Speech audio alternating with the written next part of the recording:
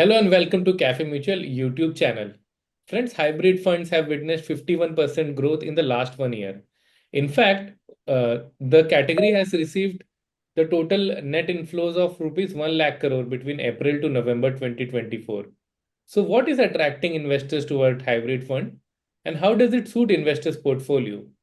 Let's find out an answer from our guest speaker, Rajesh Jayaraman, who is head product at Nippon India Mutual Fund. Rajesh has over 23 years of experience in product development. So let us learn from his wisdom. Welcome to the show, Rajesh. Thanks, Nishan. My pleasure. So, Rajesh, so I would first like to understand that why hybrid funds are getting very popular among investors. And so you know that the AUM has also already went up by 51% in less than a 1 year time. So what are the factors that has contributed to this? Sure. Very interesting point, actually, Nishant. Because hybrids typically are the ones where normally investors would look at more when the narrative shift happens. So today, if you look at the broad market narrative, which is there, or the market story, as they say, you could see a lot of moving parts there, especially from a geopolitical point of view. There are a lot of changes or shifts which is happening across the world. Even domestically, what we can see is that secular ride on the equity side is getting challenged with a lot of data points which is coming in. So be it the recent numbers which came in from the GDP growth or in terms of corporate earnings. So all it means there could be a phase where the markets consolidates or recalibrates, which is a normal occurrence when it comes to equity markets. Also, what has happened, Nishant, is that last 3-4 years, most of the investors in the post-COVID scenario have only seen one kind of markets for most parts, which is the equities doing exceedingly well compared to most of the other asset categories. But now I think with understanding, a lot of people are able to relate to the kind of risks one can see. And that's where hybrids can play a very crucial role, because hybrid products are designed in a way where you try to manage the risks much better in terms of the risk adjusted performance. Is what typically hybrid funds or investors in hybrid funds look forward to. And that is why I think this is gaining more popularity. And as you rightly said, it is over the last 8-9 months when a lot of investors have started looking at hybrid funds. It also because of the realization which is there that equities cannot endlessly be on uptrend. There can be volatilities also which can come in, and hence it makes sense in some way or the other to protect that by going into the hybrids, which offers you a mix of equity and some of the other asset classes like fixed income or even commodities in some case. Okay. So Rajesh, within hybrid, we have balance advantage fund, we have multi-asset allocation fund. Now we have asset allocator FOF. So all these three funds look very similar to each other. Then why do you think that investors should consider all these three funds in their portfolio?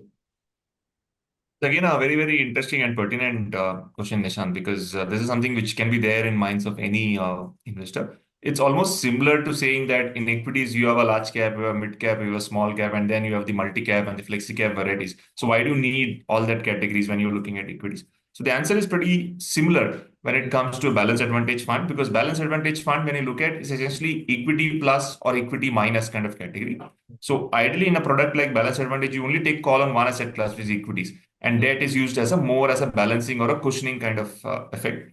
Multi-asset, as the name itself says, it's more than three asset classes or at least three asset classes at any point of time. So it's equity, fixed income or debt, and also the commodities part. So there are three different asset classes which comes in. Asset allocator offers one more variant. So it's a fund of fund category, but typically how we run it, we also try to move dynamically between the subcategories. For example, within equities, we say how much should be large, mid, small at a point of time. Similarly, on fixed income, how much can be long and shorter end. So all that three funds comes in with different kind of varieties. So somebody who is an investor who is seeking an equity-like returns on the upside with some kind of better downside protection, for them, a balance advantage fund can work out better. Obviously, there are different strategies within that space. Somebody could be more conservative, somebody could be slightly more aggressive. All that is there. But ideally, it's suited for an equity kind of investor who doesn't have very long-term horizon, which you normally need for equity investments, or an equity-like investor, but somewhere that volatility, the appetite for volatility, the risk appetite is lower. Such an investor can consider the balance advantage fund. Multi-asset is for somebody who's saying that simply that's very difficult to predict market cycles. So while we know intuitively equities can be fantastic from a longer term perspective, but near term can be highly volatile as well. And gold again can have its own cycles where the outperformance can be sharp. Fixed income can be relatively more consistent compared to some of the other asset categories. So somebody says, I can't really say which cycle is good for which asset class. So just give me one product which will try to dabble across and you manage it at your end. So that is where the multi-asset fits in as a good automated kind of solution. Asset allocator is one more variant. As I said, it's one more variant where it tries to go to the sub-segment level of each of the asset classes. So you could say the balance advantage fund is more for an equity oriented guy. Multi-asset is for somebody who's seeking more comprehensive solution itself and wants to do the asset allocation through a fund route directly in one single fund. Then multi-asset and the asset allocator both can fit into those kind of investors. Okay. So Nippon India's BAF, MAF, and asset allocator fund did well over the last 3 years. So what are the factors that have contributed to this? So basically, how the approach itself. So if you look at each of these products, they come with very very clear mandates. So for example, BAF, we are very clear how do we want to run it. We typically say the net equity positions, which is net of your the gross equities and the arbitrage or the hedge positions which you run in that portfolio. That can vary between 30 to 80%. So we use a quantitative model in-house quantitative model to understand the market dynamics, basis which the equities can be nimble enough to move across, or the equity allocations can be dynamic.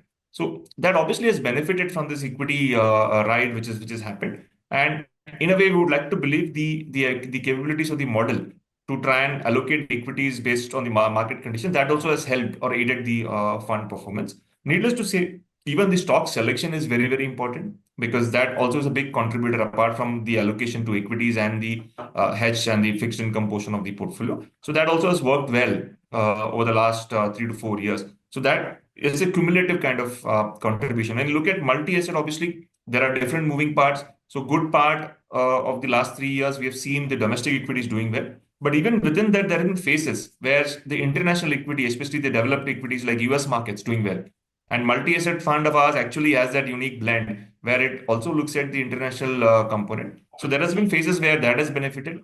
Gold again is a big allocation, and gold we know 22 and 24, gold has performed as good as equities. So that also has helped the overall performance. So you could say it's a blend of the asset class performance, and we've seen all asset classes actually doing well at some juncture in this last 3 4 years. While the broad narrative might look like only equities has done well, the fact is even gold on a calendar year basis has done well for 2 years. Fixed income at times has looked reasonably better. So all that has helped and contributed. I think more importantly for us, specifically for these funds, why this is done better is one is the approach which we have. As I said, it's very very clear, true to label kind of fund management across the asset classes.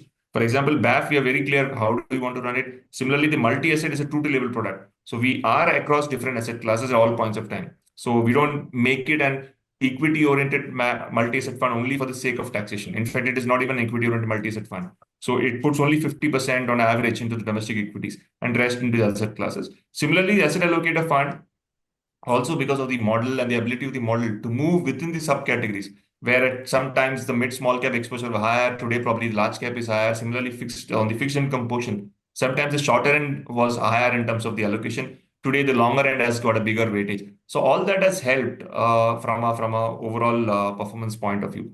So for us, it's more important that from a risk management standpoint, how does each of these funds stack up? So what we look at, Nishant, is beyond just the performance and how do we stack up within the category, is how good are we when it comes to managing the downside risk?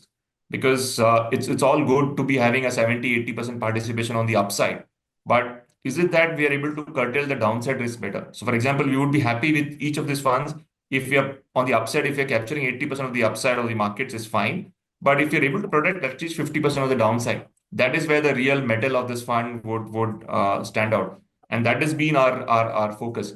So at times, the downside protection, especially in markets like the last 2 3 years where equities have done very, very well, can get sidelined or not so much prominent. But in our case, that's been one philosophy which we have followed all along. So even in this time when equities have been outperforming significantly, we have been very conscious of what kind of risk management procedures we follow with each of them so that the long-term experience for an investor comes in.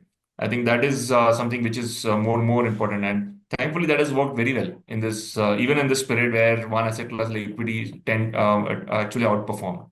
So all this has contributed. So I think end of the day, if you just take one particular reason why the outperformance, what can be attributed to, it is the process in terms of how we approach the allocations.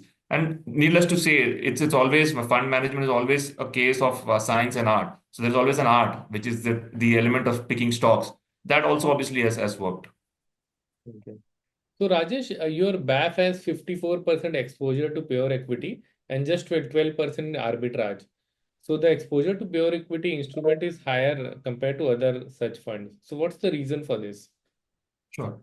So when it comes to the balance advantage fund, I did mention to you that people have different approaches, and most of them are based on models, basis which you take a call on what kind of equity is appropriate at a particular juncture. So in our case, we use two key broad parameters. One is valuations, which is a fulcrum of the entire model, and valuations would have a significant weight in terms of determining how much our equity allocation should be. But within valuation, also we stand out slightly differently. We just don't use the traditional methods which we respect. We also use some bit of traditional methods like looking at the price to earnings. But more importantly, we also look at the equity risk premium, which we think is more relevant in today's day and age, where liquidity has been fairly easy across geographies. So what is happening is people always look at relative valuations or relative opportunities. So today, when you look at equity versus some of the other alternate asset classes which is there, possibly the return potential could be higher in equities, and hence a lot of investors, irrespective of valuation. So valuations could be much higher than the historical averages. But still, investors would look at equities as a better alternative for simple reason that there is a case for equities to outperform some of the other asset classes on a real return basis. And that's where the allocations can come into equity. So which is why we also, when we look at valuations, we give a lot of prominence or a lot of weightage to the equity risk premium. So I'm sure this concept is quite familiar. It basically looks at the earnings yield of equity, which is reverse of price to earnings. And basis the earnings yield of equity, we compare that with the prevailing fixed income or the debt yields so that we get an understanding as to how the equity levels stand. So that is there. Possibly today it is negative. So you have to answer to coming back to your pertinent question. Today probably that is negative. But we also look at three other factors, which are a couple of them are global in nature, where we try to understand one, the global demand scenario, and second is we look at how strong or weak the major currency is from a global standpoint, which is US dollar. So we look at trade weighted dollar analysis. We also look at the global demand indicators, how they're shaping up. Some of the global demand indicators where we use commodities or metals, for instance, they're actually turning positive. So which indicates generally there is a more spending which is happening. There is more of revival in terms of the capex or the investment cycle across worldwide, which obviously will have a positive ripple effect from an equity standpoint. We also look at market sentiment, which is domestic market sentiment, as a very important indicator, because at times the sentiment can be quite different to the fundamentals. So both these factors, which is the global demand indicators and the market sentiment factors, they are actually positive even now. So even though valuations are negative and the possibly dollar also is kind of neutral today, the Hmm. other two factors actually are leading to the higher equity allocations than what normal models would suggest. In a way, it has helped us. So obviously, it's I'm not trying to say that is the only reason, but it has also helped because the market actually has done reasonably better, even in the amidst this all this volatility. It's still done reasonably better over the year. Okay. So, Rajesh, another category called equity savings fund. So, how is your equity savings fund positioned, and what type of investors can consider this fund? Sure. So this is a slightly less talked about category, and I'm very glad that you brought up this particular category for discussion. So equity savings fund is a very interesting category. It is meant for more for conservative kind of investors. So typically, if you see the product category, our equity allocations ranges between 20 to 40%. Hmm. But taxation efficiency comes in because we have an hedged or arbitrage portion. So together with the 20 to 40% of equities, the overall exposure to equities goes beyond 65% at any point of time.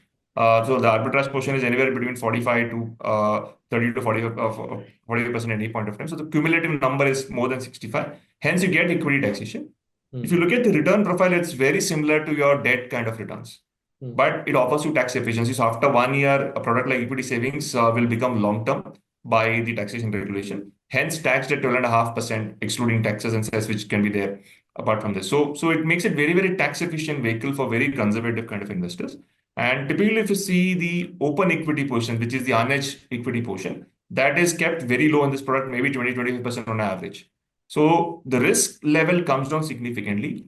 investors with maybe a 18-month time frame, 12-month plus time frame also can consider a product like that.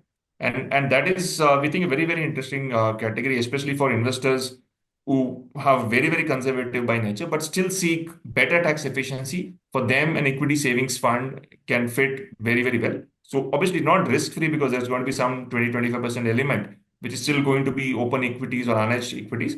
But that risk also is managed better, in the sense that most of the allocations happen in the larger names here. So you're participating in the best quality businesses. And normally these are large names where potentially, even when the volatility happens, the volatility possibly could be relatively lower compared to the broader markets. So we think it's a good alternative for some of the very, very conservative investors who seek tax efficiency. Obviously, return potential could be lower than a BAF or a multi-asset fund or asset allocator fund from a longer term basis. But on a post-tax adjusted basis, the return potential can be much better than some of the alternate options available for them in a conservative kind of space. Should you recommend the equity savings fund for generating regular income? Yes, in fact, two aspects. One could be regular income, depending on how the investor is viewing it. Especially if you consider it, say, somebody who's already moving towards retirement and there's a corpus of money which he wants to keep it relatively safe. So for them, a balance advantage fund or an equity savings fund can work well. And from there, you can take out some regular income, which is absolutely right. So that is one possibility which is there. Also, for investors who still are not very decided, they are maybe equity investors, but get a little worried about the market fluctuations or volatility as we see it today. For them, this can be used as a parking vehicle also. So somebody says, I don't have visibility now, possibly a year down or 2 years down the line, I would start to invest, or I would want to do an STP into an equity fund at some point of time. So for them also, they can come into this product, wait for 6 months, 1 year, and then maybe start their STPs into a proper equity fund. So it can be used from both angles, but we think it's more useful for investors who don't want too much of volatility but still seek some tax efficiency. Equity savings will fit in very, very well in their bouquet. Okay. So, Rajesh, why should MFDs look at hybrid funds offered by Nippon India Mutual Fund? Sure. So first of all, the question is why hybrid funds, and then I'll come to why an Nippon India Mutual Fund for the hybrid category. So hybrid fund itself, typically, if you see, probably the takers were lower when the market cycle was just one way. So you don't need hybrid funds if you are an investor who's not worried about volatility. You don't need hybrid funds if you're an investor who can really be invested in equities asset class from a very, very long-term perspective, irrespective of what happens in the short term. So if the answer is no to any of these questions, then obviously you need hybrid funds to manage. Also, purely from a MFD perspective, asset allocation is a very, very important concept. I think all of us have learned to appreciate that over the years, how asset cycles can be very, very varied. So even over the last decade, why go anything too long ago? Just look at last decade. You will see only 4 years domestic equities outperformed as an asset class. In fact, 3 or 4 years gold would have done well. Couple of years domestic equity, domestic debt would have done well. In fact, even this 10 years, 2 3 years, even international equities have been the outperformers.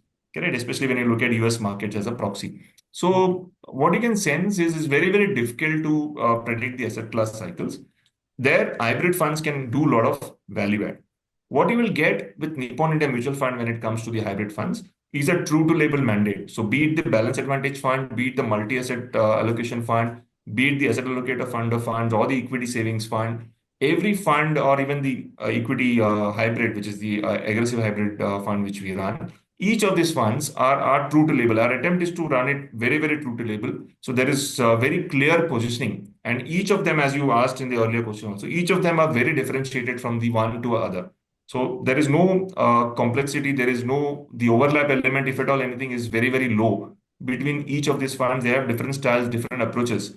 And the idea is to offer better risk adjusted return. So BAF is, as I said, equity plus minus. MAF is across three asset classes. Asset allocator fund, in our view, actually dabbles into six segments, which is three equity subsegments, two fixed income, and then gold.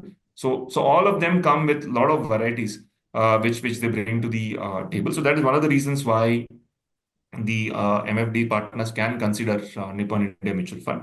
Secondly, also look at from an overall level. The fund house comes in with a reasonable amount of pedigree of almost 3 decades of tracking the Indian equity markets. In fact, not only that, we've been managing fixed income funds for a fairly long period of time. So there is enough expertise on both key asset classes, which is there. In fact, we also have an in-house commodity expert who comes in with almost 3 decades of experience in the market. So again, so there are a lot of in-house expertise which is built in.